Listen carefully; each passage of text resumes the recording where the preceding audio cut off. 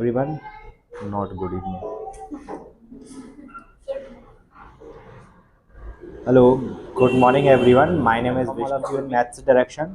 बच्चों, आज मैं आपको क्लास 10th का जो परीक्षा अध्ययन है उसमें से मैं फर्स्ट सेट के आपको ये जो ऑब्जेक्टिव टाइप क्वेश्चंस हैं वो बता रहा हूँ. तो आप इनको देखें, इनको अपन सॉल्व करेंगे. कुछ क्वेश्चन है सॉल्व करने वाले जो हिंटेबल हैं, जिनको हिंट से ही किया जा सकता है, वो भी बताएंगे. ठीक है, तो ये देखते हैं अपन.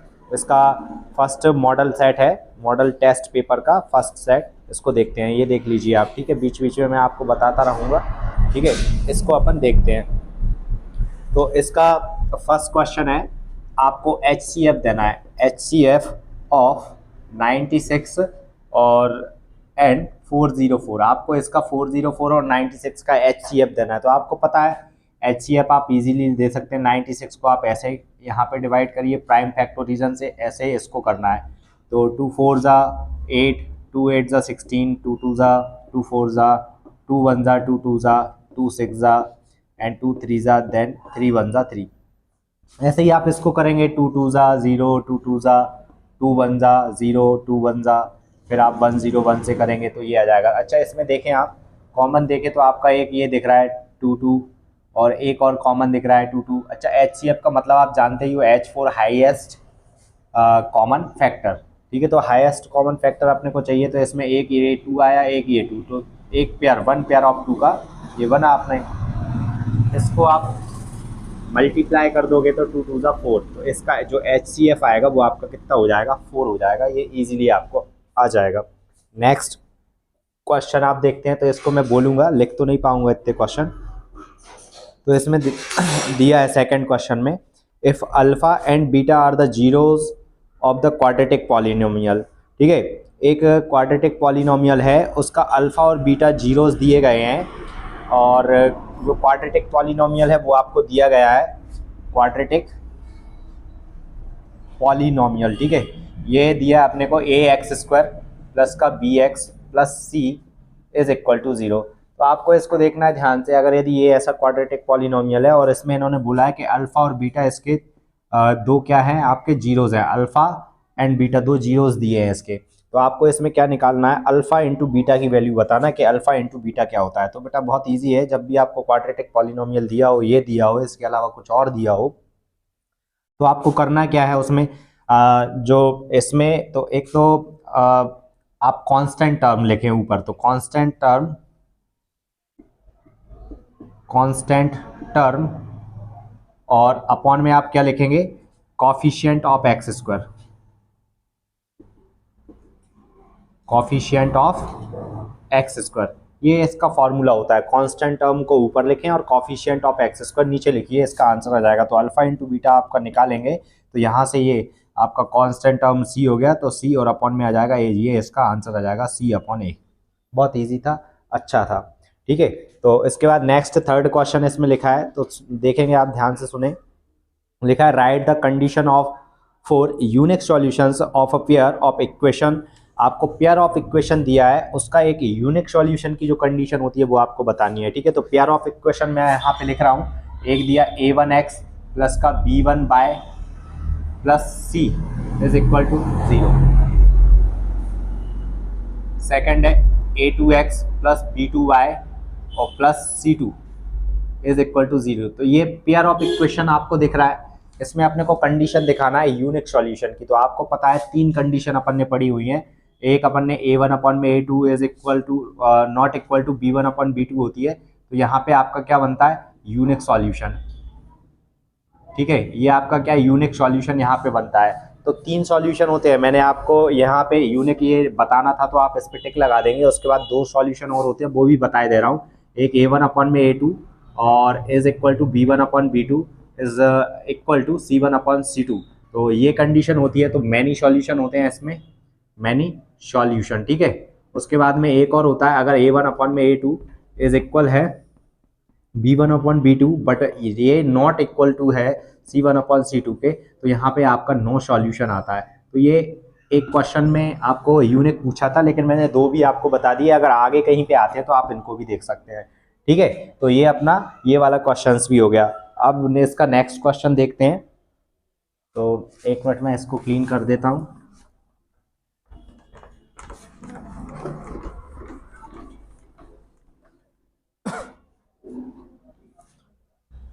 अब है आपके पास which of the following equations has 2 as a root. इन्होंने आपको नीचे 4 इक्वेशंस दी हुई हैं, उन चारों इक्वेशंस में किसी एक का रूट जो है ना वो कितना है, 2 है। अपने को ये पता करना है वो किसका रूट है। तो आप जैसे सपोज एक इक्वेशन लिखिए एक्स स्क्वायर माइनस का 4x प्लस का 5, और एक लिखा है आपका एक्स स्क्वायर प्लस का 3x minus 12 is equal to 0, and then last दिया आपका 2x स्क्वायर माइनस का 7x प्लस का 6।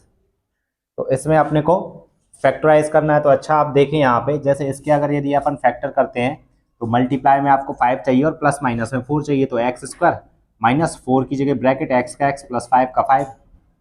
तो ये क्या हो सकता है आपका कि 5 आ जाए। तो क्या इसकी कोई पॉसिबिलिटी है, इसके फैक्टराइज है, पॉसिबल है। तो इसके फैक्टराइज देखना क्या हो सकता है, 5 माइनस 1। 5 में से जब 1 जाएगा तो 4 बचेगा, 5 का 1 में मल्टीप्लाई करेंगे तो 5। तो यहाँ पे देखिए, यहाँ 2 का कोई वैल्यू कोई नहीं है, 2 का कोई रोल नहीं है यहाँ पे। फैक्टराइज में 2 आ ही नहीं रहे तो फिर आपका ये हो ही नहीं सकता, ये आपका नहीं होगा। इसमें आप देखते हैं तो इसमें कितना 12 है, इस 3 के आपको फैक्टराइज करना है। तो एक्स स्क्वायर प्लस का या एक्स माइनस 12 का 12 इज इक्वल टू 0। ध्यान से देखें, आपको ये बताना है कि 2 इन में से किसका जीरोज है। तो यहाँ पे आपको 3 दिख रहा है, तो इस 3 के आपको फैक्टर करना है कि मल्टीप्लाई करें तो 12 आ जाए। तो इसकी कोई कंडीशन ही नहीं बन रही, क्योंकि 3 4 12 होते हैं। बट अगर यदि इसको अपन रखेंगे तो अपने को यहाँ पे क्या चाहिए, प्लस माइनस में 3 चाहिए, जो कि पॉसिबल ही नहीं है। तो इसीलिए ये भी आपका पॉसिबल नहीं है, इसके भी फैक्टराइज नहीं हो रहा है। देन अब अपने पास लास्ट बचा ये वाला, इसके फैक्टराइज करना है आपको। अच्छा यहाँ ध्यान से देखें तो ये 2 का मल्टीप्लाई करें आप 6 में तो 6 2 का कितना हो जाएगा, 12 हो जाएगा। तो ये 2x स्क्वायर ऐसे कैसा, माइनस 7 की जगह ब्रैकेट x का x प्लस 6 का 6। यहाँ पे 7 को अपने को फैक्टराइज करना है कि मल्टीप्लाई करें तो कितने आ जाए, 12 आ जाए। तो इसको कैसे कर सकते हैं अपन, और प्लस माइनस करें तो आपके कितने आ जाए, प्लस माइनस करने पे आपका 7 आ जाए।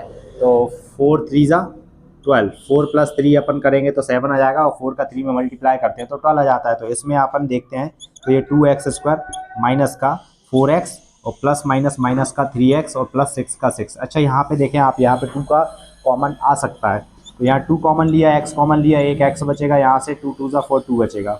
इसको देख के यहाँ पे कर देंगे x माइनस 2। तो इसमें से कॉमन क्या आया, थर्ड वाले में से x अंदर गया तो बाहर बचा माइनस 3। तो आपका क्या हो जाएगा, x माइनस 2 एक फैक्टराइज हुआ और 2x माइनस का 3 है। तो आप इसको सॉल्व करेंगे, x minus 2 is equal to 0 रखेंगे तो x इज इक्वल टू आपका प्लस का 2 आ जाएगा। तो देखिए आपका ये जो 2 जीरोस था ना, वो थर्ड वाले का यानी सी का थर्ड वाले का आंसर हो जाएगा। तो ऐसे आपको फाइंड आउट करके लिखना है। अच्छा एक और क्वेश्चन दिया है आपको, 11th term of this AP, इस एपी का आपको 11th टर्म निकालना है। तो बहुत इजी है। 11th टर्म जब आपको निकालना है तो पहले तो आप ए की वैल्यू निकालें -3, डी की वैल्यू निकालें तो -1/2, और सेकंड में से फर्स्ट को माइनस करेंगे, माइनस और ब्रैकेट में -3। इसको सॉल्व करेंगे तो -1/2 का -1/2, माइनस माइनस प्लस का 3 का 3, फिर करेंगे तो -1/2, 3 2 6, प्लस का 6 एलसीएम ले लिया, 6 में से बन जाएगा तो 5 अपॉन में माइनस का 5 अपॉन में सॉरी प्लस का 5 अपॉन में 2 इसका डी आ गया। तो डी कितना आ गया आपका, डिनोमिनेटर सॉरी डिस्क्रिमिनेशन, यह आ गया 5/2। उसके बाद में 11th दिया है तो एन की वैल्यू आपको पता ही है, एन की वैल्यू कितना दिया है, 11 दिया है। अब अपने को निकालना क्या, 11th टर्म निकालना है। तो 11th टर्म यानी ए एन का फॉर्मूला लगा दीजिए आप, ए प्लस का एन माइनस 1 इंटू में डी। ए एन की प्लेस पे 11, ए की वैल्यू आपका -3 प्लस 11 माइनस 1, और इनटू में डी की वैल्यू कितनी हो जाएगी आपकी 5/2।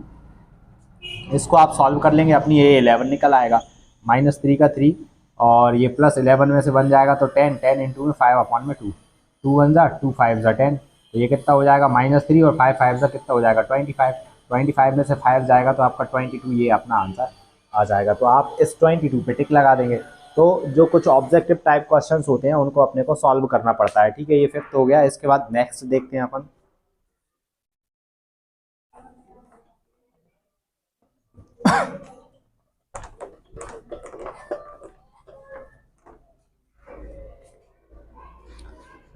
ठीक है। सिक्स्थ वाला है, इसमें एक और दिया है, if two solid hemisphere of a same base radius, यदि दो सॉलिड हेमिस्फीयर हैं तो हेमिस्फीयर लाइक अ बाउल, ठीक है, बाउल की तरह एक हेमिस्फीयर ये हो गया, एक अनादर हेमिस्फीयर आपका यहाँ पे लिख दिया मैंने,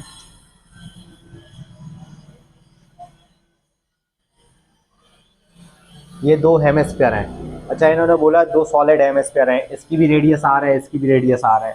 इन्होंने बोला अगर यदि इन दोनों को क्या कर दें, ज्वाइन कर दिए जाएं, एक साइड ज्वाइन कर देंगे तो आपको बताना है इसका कर्व सरफेस एरिया कितना होगा। तो जब आप इसको ज्वाइन कर देंगे तो ये पूरा स्फीयर बन जाएगा, पूरा स्फीयर बन जाएगा तो curve surface area of sphere का आप लगा दीजिए, तो क्या होता है 4πr²। तो ये इसमें नीचे आपको ऑप्शन दिख जाएगा, जिसकी रेडियस आर है और 4 पाई की वैल्यू रख सकते हैं। तो आपने कहा ये इस पर टिक लगा देना है, तो ये इसका कर्व सरफेस एरिया हो गया है। अब आपके ये चूज़ द करेक्ट ऑप्शन 6 के 6 कंप्लीट हो गए।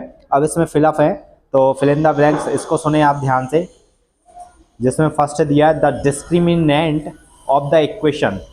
तो एक इक्वेशन दी है, उसका डिस्क्रिमिनेंट निकालना है आपको। इक्वेशन दी है 3x² माइनस का 2x प्लस का 1/3 इज इक्वल टू 0। तो ये एक इक्वेशन दिया है, इसका आपको डिस्क्रिमिनेंट निकालना है। डिस्क्रिमिनेंट आपको पता होता है क्या होता है, तो d इज इक्वल टू आपका होता है b² माइनस 4ac होता है कि नहीं। इसमें से आप a b c की वैल्यू, a की वैल्यू 3 है, b की वैल्यू आपका -2 है एंड c की वैल्यू आपका 1/3 है। तो ये b यानी कि -2 का होल स्क्वायर -4 इंटू में a की वैल्यू 3 और c की वैल्यू आपका कितना हो जाएगा 1/3। 3 से 3 कैंसिल, तो ये 2 2 ज़ा 4 -4 और 4 में से 4 जाएगा तो 0। तो d इज इक्वल टू कितना है आपका 0, तो इसमें 0 फिल कर देंगे आप। नेक्स्ट है आपका if a is the first term and d is a common factor. यदि कोई AP है तो AP का फर्स्ट टर्म है वो a है और कॉमन डिफरेंस क्या है, कॉमन डिफरेंस आपका d है। a और d चाहिए आपको, जब दिया है a और d तो आपसे पूछा गया है then nth term will be, जो nth टर्म होगा वो क्या होगा, तो an पद निकालना है। तो an कितना हो जाएगा a प्लस का n-1 और n2 में d, आपको ये बस फार्मूला लिखना है, ये इसका आंसर हो गया। ठीक है, एक और दिया है, नेक्स्ट दिया all blank triangles are similar. तो जितने भी जो ट्राइंगल होते हैं वो कैसे होते हैं, इन्होंने सिमिलर बताएं। तो आप बताइए क्या ये कौन कौन से ट्राइंगल होते हैं जो सिमिलर होते हैं। तो सिमिलर होंगे तो एक होता है आपका इक्वलेट्रियल, ठीक है, तो इक्वलेट्रियल होता है, और एक आइसोस्केल भी होता है, आइसोसेल। तो जो आइसोसेल ट्राइंगल होता है उसमें दो साइडें इक्वल होती हैं, तो दो साइडें इक्वल होने से उसको अपन कॉन्ग्रुएंट वो सिमिलर नहीं कह सकते। क्यों? क्योंकि उसके ट्राइंगल जो होंगे ना अलग अलग होंगे। लेकिन जो इक्वलेट्रियल ट्राइंगल होता है उसके जो एंगल होंगे ना, एंगल बनने वाले, यहाँ पे जो एंगल बनेगा, यहाँ बनेगा, यहाँ बनेगा, तो इसका भी 60 बनेंगे और इसके भी 60। तो आपका जो इक्वलेट्रियल ट्राइंगल होता है, हमेशा इक्वलेट्रियल ट्राइंगल के सारे एंगल्स आपस में इक्वल होते हैं, तो इसीलिए इनको अपन क्या कहेंगे, सिमिलर कहेंगे। अच्छा, ये मैटर नहीं करता कि इसका एरिया कितना है, इसका एरिया कितना है, ये बड़ा भी हो सकता है, छोटा भी हो सकता है, लेकिन जो इक्वलेट्रियल है तो उसके एंगल जरूर सारे के सारे इक्वल होंगे। तो इक्वलेट्रियल जो ट्राइंगल होते हैं उनके वो आपस में क्या होते हैं, सिमिलर होते हैं। फोर्थ वाला दिया है इन्होंने, a circle can have a parallel tangents at the most. अच्छा, आपसे ये पूछा कि एक सर्कल है तो सर्कल में आपको कितने पैरेलल टेंजेंट हो सकते हैं। तो टेंजेंट का मतलब आप जानते ही हो कि जो आपका सर्कल को वन पॉइंट पे कनेक्ट या कांटेक्ट करता है, ठीक है। तो ये आपकी एक पैरेलल ये हो गई, इसके पैरेलल ये हो गई। अगर यदि हम इसके अनादर कोई पैरेलल लाइन खींचे, जैसे सपोज दैट इससे पॉइंट से निकाले, तो ये इसको इंटरसेक्ट करेगी। तो ऐसी सिर्फ पॉसिबल यानी कि 2 टेंजेंट हो सकती हैं जो सिर्फ इनके पैरेलल हो सकती हैं। एक सर्कल के ऊपर ओनली 2 टेंजेंट ऐसी होंगी जो आपस में पैरेलल होंगी, उसके अलावा नहीं बनेंगी, ठीक है। नेक्स्ट है इसमें formula of the area of sector of the triangle.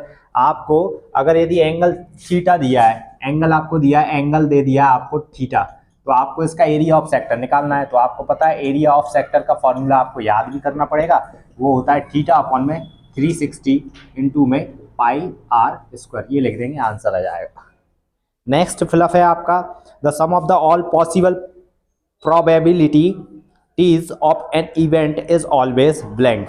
इन्होंने बोला है जो पॉसिबल प्रोबेबिलिटी होती है वो कितनी होती है। तो पॉसिबल का मतलब ये है कि जो संभव, जो निश्चित ही है वो चीज़ होना है, तो उसकी प्रोबेबिलिटी कितनी होनी चाहिए, 1 होना चाहिए। 1 के ना not more than not less than, यानी कि जो पक्का फिक्स है कि पॉसिबल है वो होना ही होना है, तो उसकी प्रोबेबिलिटी 1 होती है। एंड यहीं पे आप जब इसकी बात हो गई तो एक चीज़ और अपन डिस्कस कर लेते हैं कि अगर यदि पॉसिबल इवेंट है, पॉसिबल अगर कोई इंसिडेंट इवेंट है तो उसकी प्रोबेबिलिटी 1 है, और अगर यदि इम्पॉसिबल होता है तो उसकी प्रोबेबिलिटी 0 होती है, ध्यान रखना, ये आपको आगे मिल सकता है। ठीक है, तो ये आपका हो गया, फिलअप हो गए। अब फिलअप के बाद आपका क्या बचता है, फिलअप के बाद अपने आगे देखते हैं अपन, वन वर्ड होंगे, वन वर्ड को और देखते हैं। अच्छा, ट्रू फॉल्स हैं, अपन ट्रू फॉल्स देख सकते हैं। सेकंड लिखा है इन राइट एंगल ट्राइंगल, एक राइट एंगल ट्राइंगल है जिसमें 90 का एंगल बन रहा है, उसमें hypotenuse is the largest side होती है। तो आपको ये बताना क्या उसमें हाइपोटेनियस लार्जेस्ट साइड होती है, तो ये अपन ने बनाया, इसमें ये 90 का एंगल है। अच्छा, ये 90 का एंगल है, तो आप ये बताइए पहले तो इस ट्राइंगल में सबसे बड़ा एंगल कौन सा होगा। तो सबसे बड़ा एंगल यानी कि एक ट्राइंगल में एक ही 90 का एंगल हो सकता है, एक से ज़्यादा 90 का एंगल नहीं हो सकता। तो ये सबसे बड़ा एंगल ये हो गया। और ग्रेटर एंगल के साइड जो अपोजिट साइड होती है, ये ग्रेटर एंगल है, ग्रेटर के अपोजिट साइड जो होगा वो ग्रेटर साइड होती है। तो ये क्या हो गई, ग्रेटर साइड हो गई। तो ये क्या होगा, क्या है इसमें हाइपोटेनियस होगा। तो ये बात बिल्कुल सही है कि जो हाइपोटेनियस होता है largest side of the right angle triangle, जो राइट एंगल ट्राइंगल में लार्जेस्ट साइड होती है उसको हाइपोटेनियस ही कहते हैं।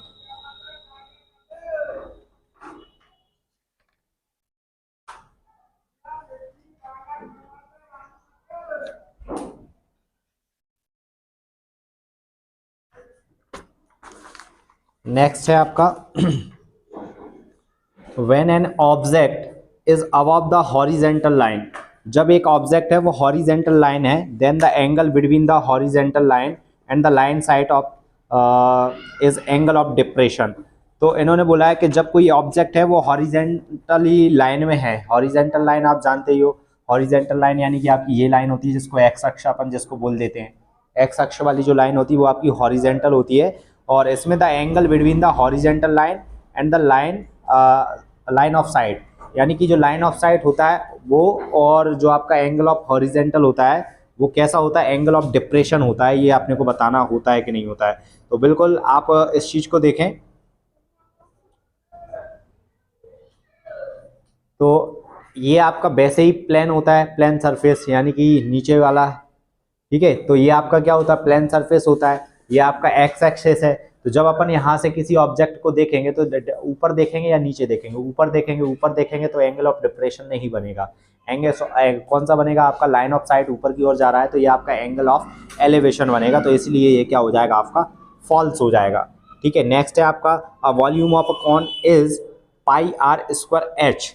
तो जो वॉल्यूम ऑफ कॉन होता है वो कितना होता है, पाई आर स्क्वायर एच होता है। तो क्या होता है, तो volume of cone pi r square नहीं होता है, आपको पता होना चाहिए वॉल्यूम ऑफ कॉन क्या होता है, 1/3 पाई आर स्क्वायर एच ये होता है। तो ये भी आपका फॉल्स हो गया। एक और दिया है इसमें, the tangent drawn from a external point और to a circle are equal. तो इन्होंने बोला है कोई टेंजेंट है जो एक्सटर्नल पॉइंट से ड्रॉ होती है सर्कल के ऊपर, जैसे कि ये यहाँ से गई और ये यहाँ से गई, तो ये आपस में कैसी होंगी, इक्वल होंगी। तो बिल्कुल होंगी। जो टेंजेंट आप ये एक थ्योरम भी अपन ने पढ़ा है कि एक्सटर्नल पॉइंट से कोई टेंजेंट अगर यदि सर्कल पर ड्रॉ होती है तो वो दोनों कैसी होती हैं, इक्वल होती हैं। बिल्कुल सही है। एक लास्ट और देख लें आप इसमें, ठीक है, ये इतना क्लियर हो गया। अच्छा, इसमें मैचअप और है, मैचिंग और देख लेते हैं अपन, उसके बाद में फिर इसको फिनिश करते हैं।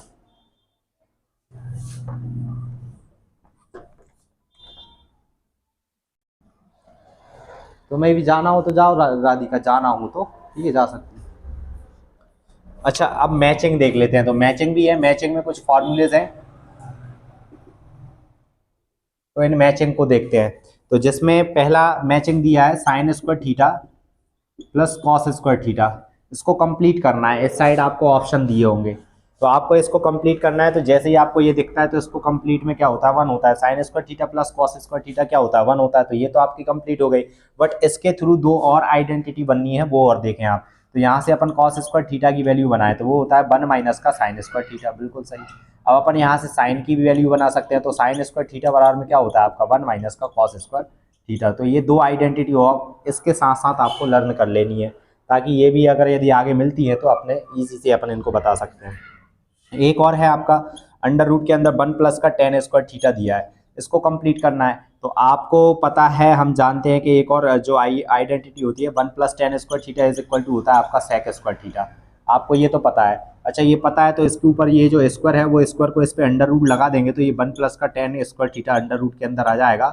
और जब ये आ जाएगा तो यहाँ क्या बचेगा, सेक थीटा बचेगा, यानी इसका वैल्यू क्या हो गया, इसका वैल्यू हो गया सेक थीटा। ठीक है, नेक्स्ट है आपका 1 माइनस रूट के अंदर 1 माइनस का कॉस स्क्वायर थीटा ये दिया है। तो आप देखें यहाँ पे 1 माइनस कॉस स्क्वायर थीटा तो ये दिख रहा है, इसका स्क्वायर इस पे क्या बन जाएगा, इस पे अंडर रूट बन सकता है, तो ये अपन ने पढ़ भी लिया है। तो सही इसका 1 minus cos square theta is equal to आपका साइन थीटा आ जाएगा, खत्म हो गया। उसके बाद में एक और IMP चीज़ इसमें दी हुई है जो कि आपको बताना है।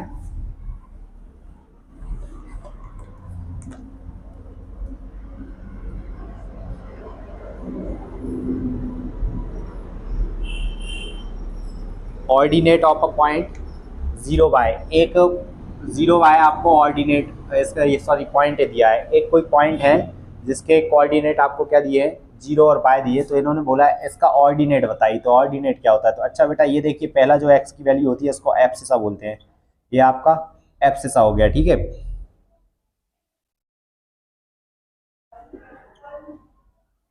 ये एब्सिसा होता है, और जो सेकंड वाला जो बाय टर्म होता है उसको अपन ऑरिएंट बोलते हैं,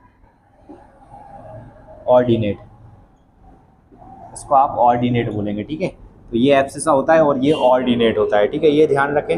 उसके बाद में डिस्टेंस बिटवीन द 2 पॉइंट, अच्छा इन्होंने एक 0 4 और एक दिया है 3 0, तो ये 2 पॉइंट है A एंड B, 2 पॉइंट है, इनके बीच में डिस्टेंस अपने को कैलकुलेट करना है। तो इजी है, डिस्टेंस का हमें फार्मूला पता होना चाहिए।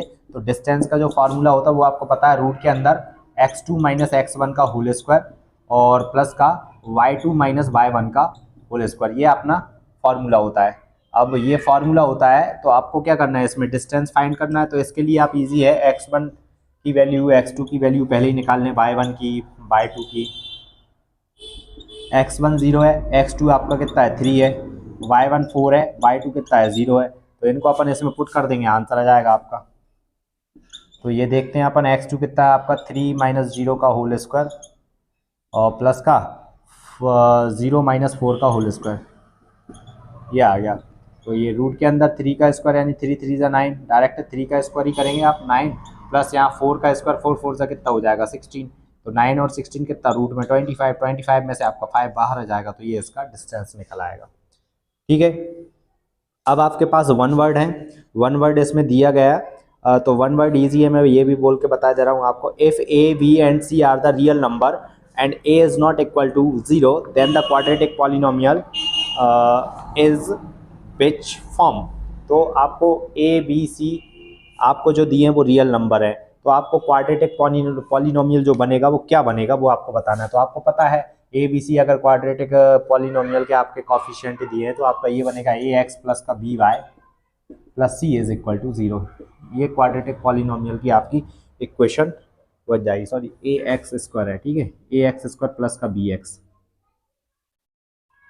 नेक्स्ट है right the general form of the arithmetic progression. एक अर्थमेटिक प्रोग्रेशन की जो जनरल फॉर्म होती है वो क्या होती है। अच्छा आपने उसमें देखा है फर्स्ट टर्म होता है, सेकंड थर्ड ऐसे टर्म होते हैं, तो फर्स्ट टर्म को ए मानते हैं, सेकंड को ए प्लस डी कहते हैं, थर्ड को आप ए प्लस का 2d कहेंगे, फोर्थ को आप ए प्लस 3d कहेंगे। तो ये इसके जनरल फॉर्म होते हैं, जनरल टर्म। ठीक है, और ये प्लस माइनस भी हो सकते हैं। ठीक है, प्लस माइनस यानी कि प्लस में माइनस में भी हो सकते हैं।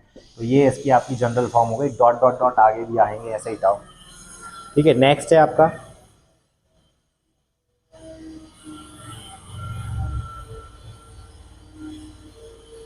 थर्ड वाला दिया ऑल सर्कल्स आर। तो जितने भी जो सर्कल्स होते हैं वो कैसे होते हैं, तो आपको पता है जो ऑल सर्कल्स होते हैं वो आपस में सिमिलर होते हैं, छोटे बड़े हो सकते हैं बट वो शेप में सेम है, इसीलिए all circles are similar. Next आपको दिया है write definition of the line of sight. तो ये आप पढ़ लेना लाइन ऑफ साइट की जो डेफिनेशन होती है। उसके बाद में सेकंड है what will be the probability of an impossible event. एक इम्पॉसिबल इवेंट की प्रोबेबिलिटी मैंने पहले ही बता दिया आपको क्या होती है, 0 होती है, पहले ही बता चुका हूँ, वो ये हो गया। तो थैंक्स फॉर तो ठीक है, ये अपना फर्स्ट सेट कंप्लीट हो गया है आपका, ये फर्स्ट सेट कंप्लीट हो गया। इसका जो नेक्स्ट सेट है उसके भी मैं आपको पहले ऑब्जेक्टिव बताऊंगा, जो मैं आपको आने वाली नेक्स्ट वीडियो में बताने वाला हूँ। तो तो आप इसको वॉच करिए और समझ में आया तो लाइक शेयर एंड सब्सक्राइब, और अगर यदि कोई डाउट है तो देन आप कमेंट सेक्शन में लिख के मुझसे पूछ सकते हैं। सो